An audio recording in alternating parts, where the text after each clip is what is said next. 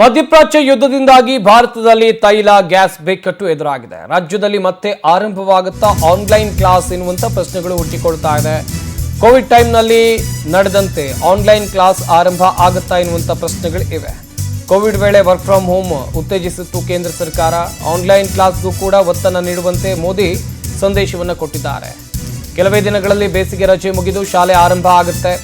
ಇತ್ತ online class ನಡೆಸುವಂತೆ ಪ್ರಧಾನಿ ನರೇಂದ್ರ ಮೋದಿ ಅವರು ಸಂದೇಶವನ್ನು ಕೊಟ್ಟಿದ್ದಾರೆ. ಈಗ ಬೇಸಿಗೆ ರಜೆಯಲ್ಲಿ ವಿದ್ಯಾರ್ಥಿಗಳಿದ್ದಾರೆ. ಶೈಕ್ಷಣಿಕ ವರ್ಷದ ಆರಂಭದಲ್ಲೇ ಆನ್ಲೈನ್ ಕ್ಲಾಸ್ ನಡೆಸುವಂತ ಸಾಧ್ಯತೆಗಳು ಇವೆ ಎನ್ನಲಾಗ್ತಾ ಇದೆ. ಒಂದು ವೇಳೆ ಆನ್ಲೈನ್ ಕ್ಲಾಸ್ ಆರಂಭ ಆದರೆ ಏನಾಗಬಹುದು?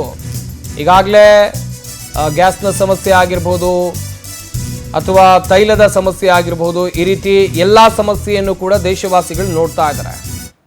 ಈ ನಡುವೆ ಆನ್ಲೈನ್ ಕ್ಲಾಸ್ ನಡೆಸುವಂತೆ ಪ್ರಧಾನಿ ನರೇಂದ್ರ ಮೋದಿ ಅವರು ಸಲಹೆಯನ್ನು ಕೊಟ್ಟಿದ್ದಾರೆ. ಈ ಸಲಹೆಯಿಂದ ಮಕ್ಕಳ ಕಲಿಕೆ ಮೇಲೆ ಪರಿಣಾಮ ಬೀರುತ್ತಾ? ಸದ್ಯಕ್ಕಿರುವಂಥ ಪ್ರಶ್ನೆ ಇದು. ಆಲ್ರೆಡಿ ಶಾಲೆಗಳು ರಜೆಯಲ್ಲಿ ಇರುವಂಥದ್ದು, ವಿದ್ಯಾರ್ಥಿಗಳು ರಜೆಯಲ್ಲಿದ್ದಾರೆ, ಬೇಸಿಗೆ ರಜೆಯನ್ನು ಕಳೀತಾ ಇದ್ದಾರೆ. ಇನ್ನೇನು ಕೆಲವೇ ದಿನಗಳಲ್ಲಿ ಶಾಲೆಗಳು ಆರಂಭ ಆಗುತ್ತೆ, ಕ್ಲಾಸಸ್ಗಳು ಶುರುವಾಗುತ್ತೆ. ಆದರೆ ಇದಕ್ಕೆ ಆನ್ಲೈನ್ ಕ್ಲಾಸ್ ಮಾಡಿ ಅಂತೇಳಿ ಮೋದಿ ಸಲಹೆಯನ್ನು ಕೊಟ್ಟಿದ್ದಾರೆ.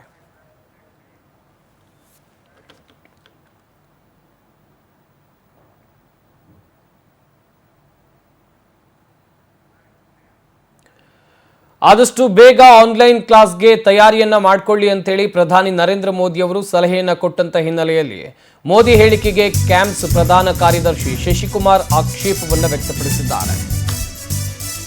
ಮೋದಿ ಹೇಳಿಕೆಗೆ ಕ್ಯಾಂಪ್ಸ್ ಪ್ರಧಾನ ಕಾರ್ಯದರ್ಶಿ ಶಶಿಕುಮಾರ್ ಆಕ್ಷೇಪವನ್ನು ವ್ಯಕ್ತಪಡಿಸಿರೋದು, ಕೋವಿಡ್ ಟೈಮ್ನಲ್ಲಿ ಮಕ್ಕಳಿಗೆ ಆದಂಥ ಅನ್ಯಾಯ ಇನ್ನೂ ಕೂಡ ಸರಿ ಹೋಗಿಲ್ಲ.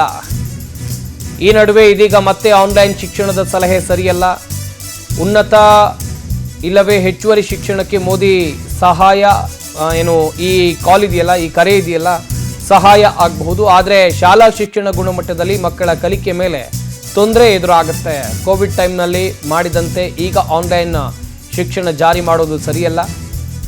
ಪ್ರಧಾನಿ ಸಲಹೆಗೆ ಇಲ್ಲಿ ವಿರೋಧ ವ್ಯಕ್ತವಾಗ್ತಾ ಇದೆ.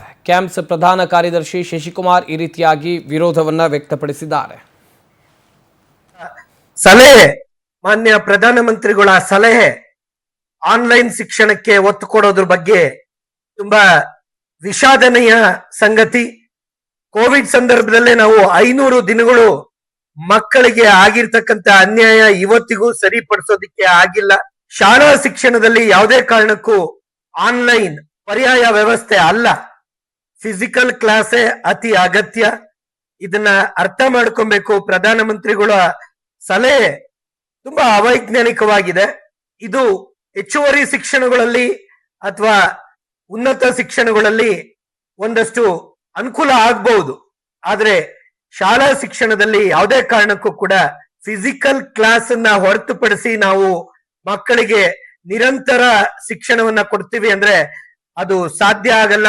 ಯಾಕೆಂದ್ರೆ ಇದೊಂದು ಅವೈಜ್ಞಾನಿಕ ಕ್ರಮ ಆಗತ್ತೆ. ಇವತ್ತು ಮೆದುಳಿನ ನರಮಂಡಲದ ಒಂದು ಕಲಿಕೆಯ ಮಾನ್ಯ ಪ್ರಧಾನಮಂತ್ರಿಗಳು ನಿನ್ನೆ ಒಂದು ಸ್ಟೇಟ್ಮೆಂಟ್ ಅನ್ನ ಮಾಡಿದ್ದಾರೆ. ಸೊ ಅದು ಜನಗಳಿಗೆನೆ ಬಿಟ್ಟಿದ್ದಾರೆ, ನಿಜ, ಅದು ಒಪ್ಕೊಳ್ತೀವಿ.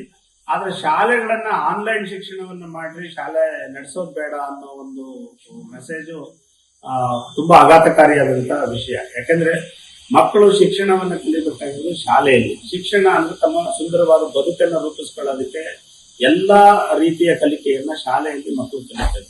ಸೊ ಅಂತ ಶಾಲಾ ವಾತಾವರಣವನ್ನ ತಪ್ಪಿಸಿ ಆನ್ಲೈನ್ ಶಿಕ್ಷಣವನ್ನ ಕೊಡ್ಬೇಕಾಗತ್ತೆ ಅನ್ನೋ ಮಾತಿದೆಯಲ್ಲ, ಅದು ಖಂಡಿತ ದೊಡ್ಡ ಆಘಾತಕಾರಿಯಾದಂತಹ ವಿಷಯ. ಸೊ ಇದನ್ನ ನಾವು ಕೃಪಾ ಸಂಘಟನೆಯಿಂದ ಖಂಡಿಸ್ತೀವಿ. ಮತ್ತೆ ಈ ರೀತಿಯ ಬೆಳವಣಿಗೆಯನ್ನ ನಾವು ಒಪ್ಪೋದಿಲ್ಲ. ಯಾಕೆ ಅಂತಂದ್ರೆ ಕೋವಿಡ್ ಸಂದರ್ಭದಲ್ಲಿ ಅಂತಹ ಮಹಾಮಾರಿ ರೋಗ ಇದ್ದಾಗಲೂ ಕೂಡ ನೀವು